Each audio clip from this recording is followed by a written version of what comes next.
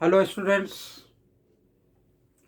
बच्चों, हम हर बार बताते हैं कि आपको स्वस्थ रहना बहुत ज़रूरी है, मस्त रहना भी बहुत ज़रूरी है और पढ़ना भी बहुत ज़रूरी है। अब टाइम वो आ गया है जिसमें कि आपको इस बात के लिए सुनिश्चित हो जाना है कि पेपर ऑनलाइन नहीं होगा, बोर्ड ही होगा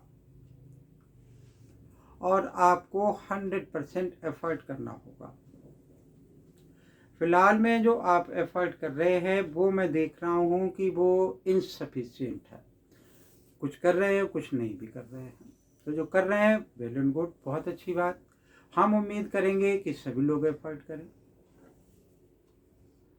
तो उसी हमारे एक एफर्ट में हमने क्या बनाया है कि हम आपको 100 क्वेश्चन सेकेंड टर्म के जो सिलेबस है उससे अपलोड करेंगे और वो आपको एनुअल एग्ज़ाम में बहुत हेल्प करेंगे तब जब आप वो देखेंगे।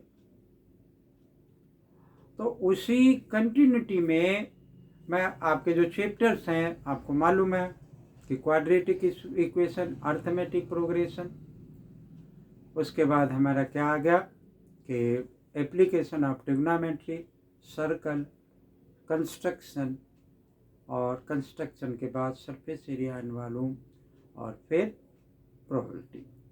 ठीक है, प्रोबेबिलिटी है, स्टेट्स है, तो कुछ पार्ट तो स्टेट्स मेनली है, प्रोबेबिलिटी में बहुत थोड़ा सा कुछ पार्ट है। चलो कोई बात नहीं।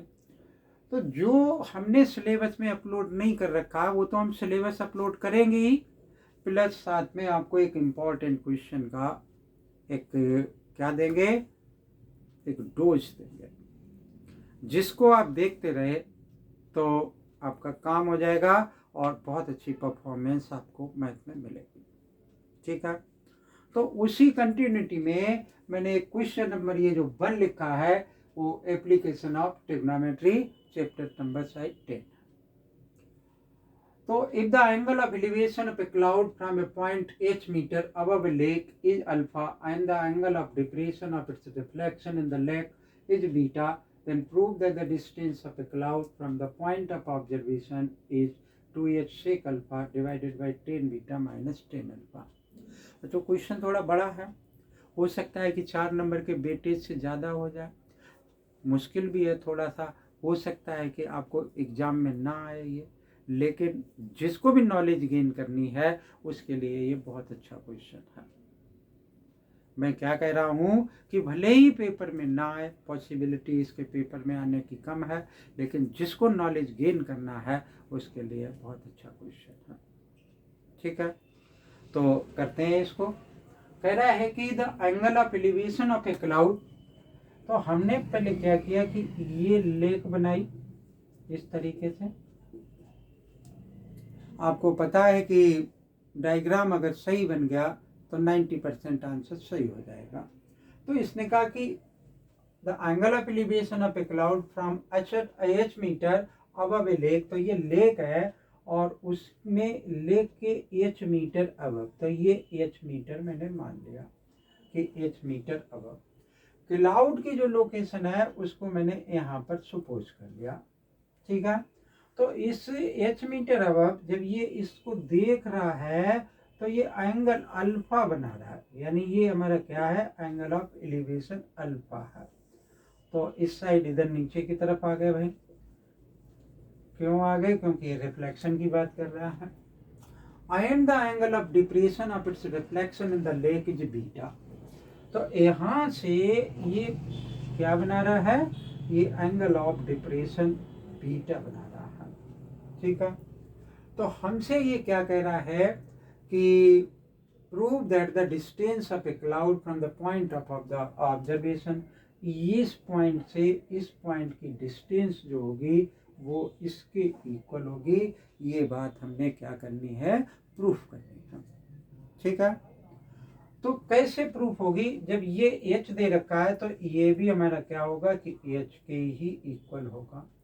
इसको हमने क्या किया कि कैपिटल H सपोज कर लेते हैं, ये कैपिटल H के बराबर हो गया, यानी ये इतना जो है वो। ठीक है, तो हमारा जो पॉइंट है, यानी ये जो डिस्टेंस है, इस डिस्टेंस को हमें निकालने के लिए ये साइड निकालनी पड़ेगी। ठीक है, रिफ्लेक्शन की बात कर लेते हैं, क्योंकि मुझे ये एंगल भी तो, ट्रायंगल भी तो कंसीडर करना पड़ेगा। तो इस जो रिफ्लेक्शन होगा लेक में, वो तो लेक के सरफेस से होगा। तो लेक का सरफेस तो, वाटर का सरफेस तो यहाँ से है, तो ये जितना मेजरमेंट है उतना ये मेजरमेंट होगा। तो ये क्या हो जाएगा, एच प्लस एच हो जाएगी। ठीक है, लेकिन मुझे ये साइड कंसीडर करनी होगी, तो उसमें एक एच और एच प्लस एच में ऐड कर दें। तो ये मेरी मेजरमेंट कितना हो जाएगा कि 2 स्मॉल एच प्लस एच हो जाएगा। ठीक है ना भाई, यहाँ से यहाँ तक एच प्लस एच है, और ये एच मैंने इसमें और प्लस कर दिया, तो 2h प्लस एच हो गया। अब बच्चों क्या करें कि इसका नेमिंग डाल लें, ए बी सी और डी। यहाँ पर क्या लिखा कि ई और एफ लिख लें। ओके, या ऑब्जर्वर है तो यहाँ पर एफ की जगह पे मैं क्या मान सकता हूँ, ओ ज़्यादा अच्छा लगा। तो पहला मेरा काम क्या है कि मैं एक तो इस ट्रायंगल को कंसीडर करूंगा, दूसरा इस ट्रायंगल को कंसीडर करूंगा। इस लेंथ को OA को मैं x मान लेता हूं। ठीक है, तो देखते हैं मैं कि कैसे होगा। हमने पहले लिखा कि इन ट्रायंगल ABO, जो हमें सारा लिखना चाहिए कि O ऑब्जर्वर है, A क्लाउड की लोकेशन है, पोजीशन है। ठीक है, जहाँ से एंगल अल्फा एलिवेशन वाला बन रहा है, डिप्रेशन ये है। तो लॉज ऑफ रिफ्लेक्शन से क्या होता है कि भाई ये रिफ्लेक्ट इस सरफेस से होगा, तो जो क्लाउड है उसकी हाइट तो यहाँ पर इतनी है। ठीक है, तो वो ही तो पूरा नीचे रिफ्लेक्ट होगा जा करके, लेकिन चूंकि ये ट्रायंगल मुझे कंसीडर करना है, तो BC फिर मैंने CD में प्लस कर दी। ओके, तो अब हम करेंगे क्या, आप ये देखिए कि मैं पहले ट्रायंगल ABC ले लूंगा, इसमें OB निकालने की कोशिश करूंगा। और एक बात क्या ध्यान रखूंगा कि मैं ज़्यादातर यही रेशियो लेने की कोशिश करूंगा जो कि इसमें गिवन है। तो एक बार तो ABO ले लूंगा, और दूसरी बार OBD ट्रायंगल कंसीडर कर लूंगा। ठीक है ना, तो इन ट्रायंगल ABO हमारा क्या हो गया कि AB divided by OB is equal to 10 alpha. 10 alpha बच्चों क्यों लिया हमने, क्योंकि 10 अल्फा इसमें दे रखा है, तो इसलिए हमने 10 अल्फा के रेशियो पर गए हैं। तो अब ए भी हमारा कितना है, कैपिटल एच है, और ये 10 अल्फा हम यहाँ ले आए, सॉरी ये रब कर लें जरा, क्या आ गया कि ये 10 अल्फा हमारा यहाँ आ गया। 10 अल्फा ओ बी का कोई मेजरमेंट हमने नहीं लिखा है, तो ओ बी को हम यहाँ पर मान लें। ठीक है, इसको क्या किया कि नंबर बना लिया। अब मैंने क्या लिया कि इन ट्रायंगल जैसी जरूरत होगी उसके हिसाब से हम ट्रांसपोज कर सकते हैं। एच बराबर ये भी लिख सकते हैं कि ओ बी 10 बीटा, ऐसा भी लिख सकते हैं। ठीक है, इसको बन मान लेंगे अगर इसकी रिक्वायरमेंट होगी। तो इन ट्रायंगल क्या है कि O B D, O B D. ठीक है, तो बी डी डिवाइडेड बाई क्या आ गया कि ओ बी आ गया। This is also equal to 10 beta, इसके इक्वल हो जाएगा, ये 10 बीटा के इक्वल हो जाएगा। ओके, तो 10 बीटा के अगर ये इक्वल हो जाएगा, तो हमने क्या करना है कि ये बी डी आ गई हमारी। तो बी डी की लेंथ हमें कितनी दे रखी, 2h प्लस एच, और ये आ गया हमारा क्या कि O B is equal to 10 beta. ठीक है ना, ये आ गया। अब देखो बच्चों, तो इसको हम सेकेंड मान सकते हैं, या हम क्या लिख सकते हैं कि 2h plus H is equal to O B और 10 बीटा। अब हम ये आइडेंटिफाई करने की कोशिश करेंगे कि हम इस h की वैल्यू निकालें कि या ओ बी की वैल्यू फाइंड आउट करें। ठीक है ना, तो हम क्या करते हैं कि पहले इस ट्रायंगल को कंसीडर कर लिया। मैंने यहाँ लिखा कि इन ट्रायंगल ABO। ओके, इसमें क्या दे रखा है कि सेक अल्फा दे रखा है। सेक अल्फा किसके बराबर होता है, हाइपोटेन्यूज अपान में बेस। तो O A divided by O B.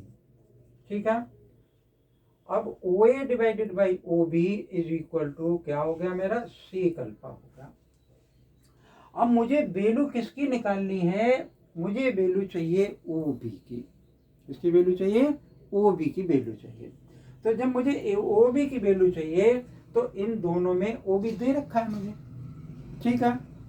तो ओ बी की जब मुझे वैल्यू निकालनी है, ये एच अपान में टेन अल्फा दे रखा है, एच अपान में टेन अल्फा दे रखा है। तो मैं क्या करूं कि मैंने ये फर्स्ट है और इसको कुछ सेकेंड कंसीडर कर लेते हैं। तो मैंने यहाँ पे क्या लिखा कि ये यहाँ पर पहुंचा कि h O B ten alpha. तो एच और एच, यहाँ से एच निकाल लेते हैं पहले, capital H. H is equal to क्या आ जाएगा, O B ten beta minus और माइनस का 2h, ठीक है। और यहाँ से क्या आ गया, ये h। तो h को इक्वेट कर देते हैं और बाकी ये बना रहने देते हैं। तो देखो बच्चों, क्या ऊपर क्वेश्चन अब रब कर देते हैं क्योंकि हमारे पास स्पेस थोड़ा सा कम है, तो इसलिए इसको हम रब कर देते हैं।